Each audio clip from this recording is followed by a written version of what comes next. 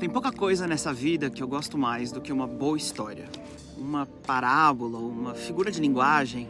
Essas coisas mais subjetivas conseguem alcançar uma parte da nossa mente, do nosso coração, que o discurso lógico não conseguiria nunca. E esse é meu último vídeo de 2023. Então minha missão para hoje é encontrar uma parábola que encapsule tudo aquilo que eu quero dizer para finalizar esse ano e inaugurar o próximo. Eu tenho uma ideia, uma história antiga, mas eu vou ter que encontrar alguém que vai saber contá-la muito melhor do que eu. Por isso eu estou hoje no Parque Nacional de Séforis, porque eu tenho a impressão de que é aqui que eu vou conseguir encontrar quem vai poder contar essa história pra gente.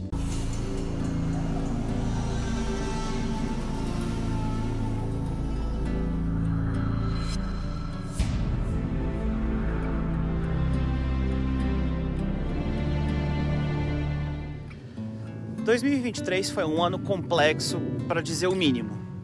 Para nós, pessoalmente aqui, o ano começou super promissor. 2023 foi o primeiro ano da nossa pequena, a Lib. Ela nasceu em outubro de 2022, então durante esse ano a gente teve o prazer de começar a descobrir quem ela é. Que delicinha de criança, que quase nos deixa louco também. Nesse ano a gente viu o nosso primogênito, Gustavo, que vai fazer 5 aninhos agora em janeiro, virando o irmão mais velho. E eu sei que isso é mega clichê, mas só quem é pai ou mãe é que consegue entender a alegria que explode dentro da gente cada vez que os nossos filhos se abraçam, cada vez que eles trocam gargalhadas. A nossa casa entrou naquele caos gostoso de brinquedos e comida e música infantil, de trilha sonora. Com um filho, a casa ainda era nossa, mas com 2, a casa é definitivamente deles. E não tem coisa melhor nessa vida do que perder território para esses 2.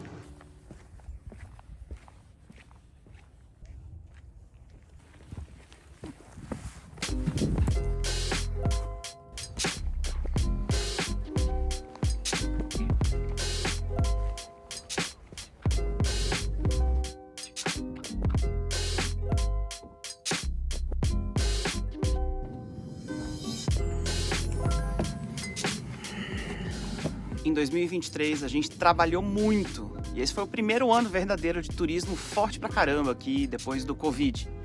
Gente do mundo inteiro veio pra cá pra descobrir as coisas incríveis que essa terra tem pra oferecer. A gente se emocionou junto, aprendeu junto, a gente fez amigos de todas as partes do planeta.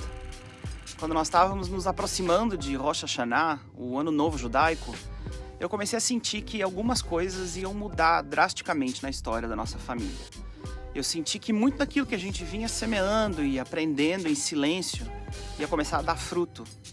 E eu senti que parte dessa mudança viria dando vazão para a criatividade aqui, produzindo conteúdo para as redes sociais.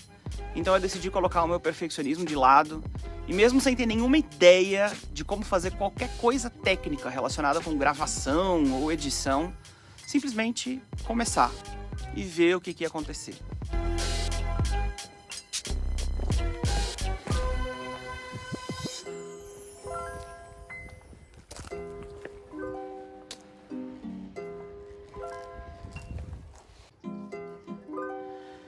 E aí veio o dia 7 de outubro. E em poucas horas, a sensação que eu tive foi de que a primavera colorida e cheia de vida foi engolida por um inverno cinza. Os horrores e tragédias que começaram nesse dia são tão profundos e afetaram a nós pessoalmente e ao povo de Israel e eu acho que ao mundo inteiro de maneira tão profunda e tão avassaladora. Eu falei tanto sobre isso ao longo desses últimos meses que eu acho que qualquer outra palavra que eu acrescentar nesse momento vai ser irrelevante. O luto que a gente sentiu e na verdade que está sentindo até agora, porque enquanto eu estou gravando esse vídeo está tudo acontecendo ainda. A gente ainda está em guerra, ainda tem 129 sequestrados em Gaza, ainda tem 130 mil pessoas deslocadas das suas casas. A gente ainda tem chuva de mísseis vindos do Hamas, de Gaza, do Hezbollah no Líbano, contra a nossa população civil. Luto é a única palavra que eu acho que abrange todo o espectro de sentimento que inunda a gente igual uma enxurrada.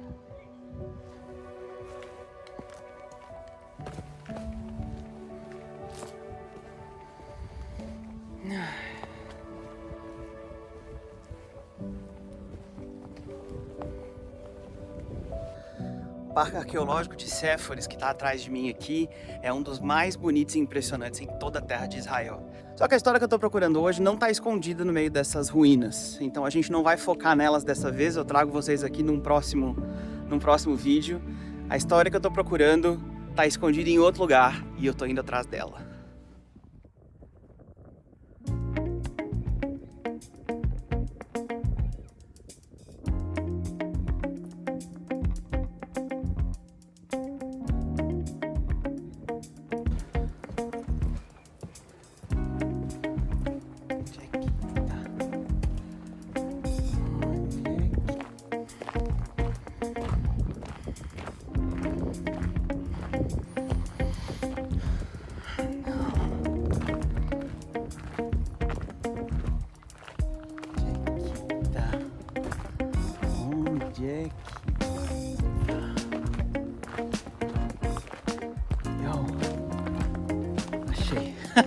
Achei!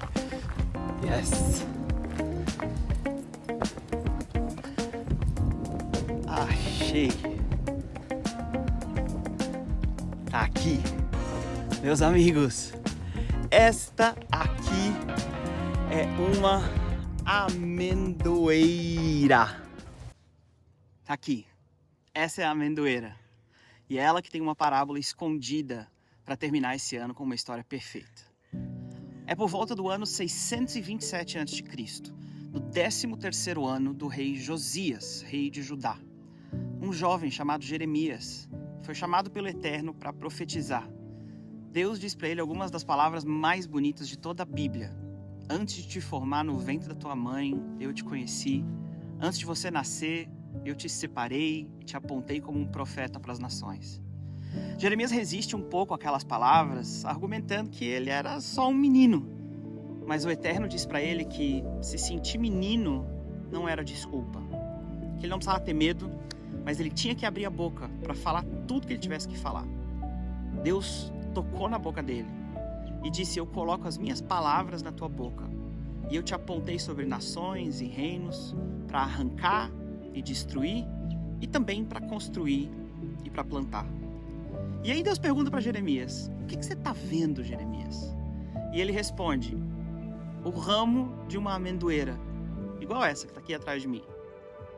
E Deus disse: você viu muito bem, porque eu estou velando sobre a minha palavra para cumpri-la. A conversa entre Deus e Jeremias ainda continua, mas eu quero me concentrar nessa parte aqui. Pra você entender, tá? Jeremias profetizou durante 40 anos. E nesse espaço de tempo, inclui a maior tragédia que Jerusalém já havia vivido.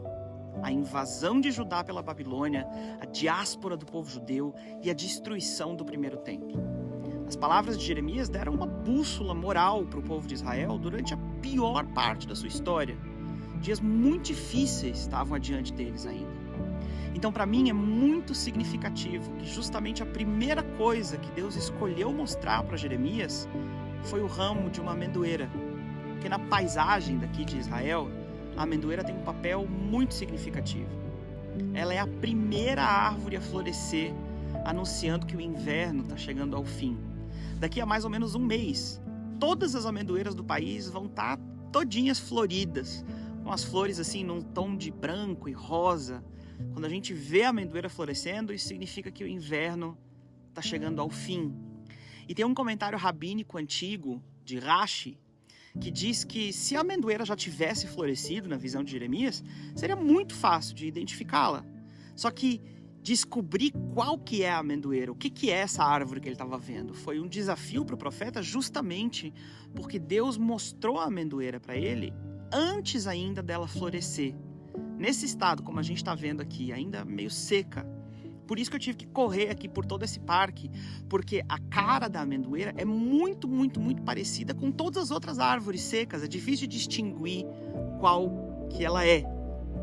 Agora, esse comentário de Rashi, dizendo que Deus mostrou a árvore, o ramo da amendoeira para Jeremias, enquanto ele ainda estava seco, me faz pensar que talvez Deus tenha falado com Jeremias há quase 2.700 anos atrás, justamente nessa época do ano.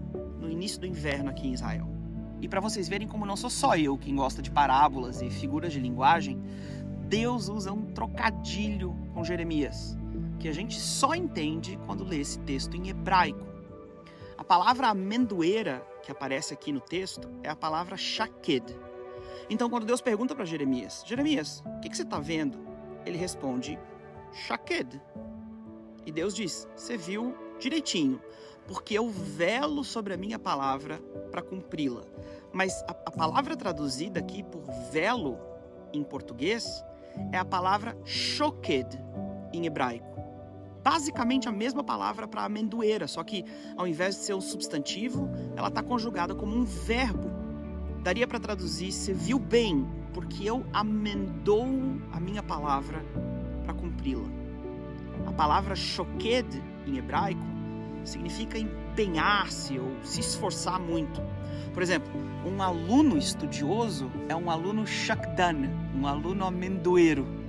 E talvez essa ideia de esforço e empenho relacionado com a amendoeira venha justamente da capacidade que a planta tem de vencer o inverno e de mostrar para todas as outras plantinhas que a esperança de uma estação de flores e frutos está chegando.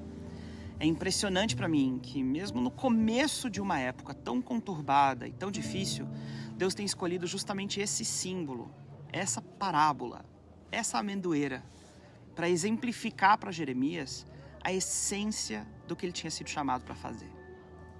E eu acho que esse é o sinal para a gente também, para o nosso tempo. É tão difícil ver a destruição e a dificuldade e ainda assim ter esperança. É muito mais cômodo aceitar cinzas do que reimaginar cores novas. É cômodo dizer, tá escrito, tá tudo se cumprindo, vai tudo piorar. Só que deixa eu te dizer uma coisa, as palavras de Jeremias serviam para arrancar, mas para plantar também. Se ele não tivesse falado de esperança, Daniel, lendo essas palavras lá no exílio da Babilônia, não teria entendido que a destruição tem um fim e que o sonho de reconstruir Jerusalém não precisa ser uma fantasia. Eu sei que a incerteza quanto ao futuro nos deixa amedrontados, faz a gente se sentir menino, faz a gente ficar procurando pai e mãe que nos acudam para descobrir vez após vez que lascou, porque não tem pai e mãe. O adulto agora sou eu, né? Só que ser menino ou se sentir menino não é desculpa. Tá vendo aqui a amendoeira? Tá vendo o chamado para coragem de florescer no meio do inverno?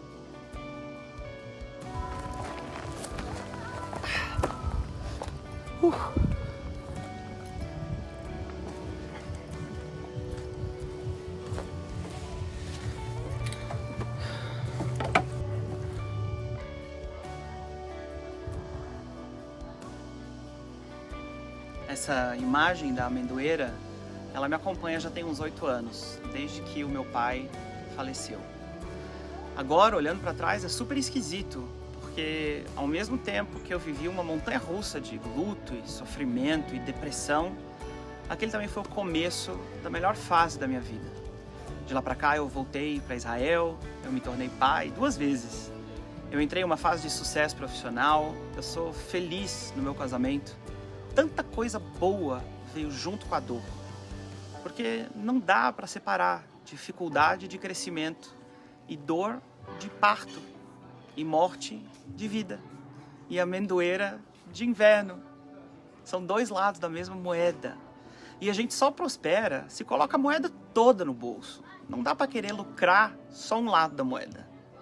Se tem uma coisa que a vida me mostrou desde que eu perdi o meu pai, é que o fluxo, a corrente do universo arrasta a gente para a vida. Pergunta para os meus filhos, pergunta para os teus. E claro, nessa correnteza tem pedra e quedas d'água, tem calmaria, tem tempestade, tem de tudo. Mas a direção da corrente é a vida. E você pode se afogar tentando lutar contra a corrente, ou pode confiar. Pode ter coragem de florescer ainda no meio do inverno. Eu acho que eu vou escolher amendoar nesse ano de 2024. E você?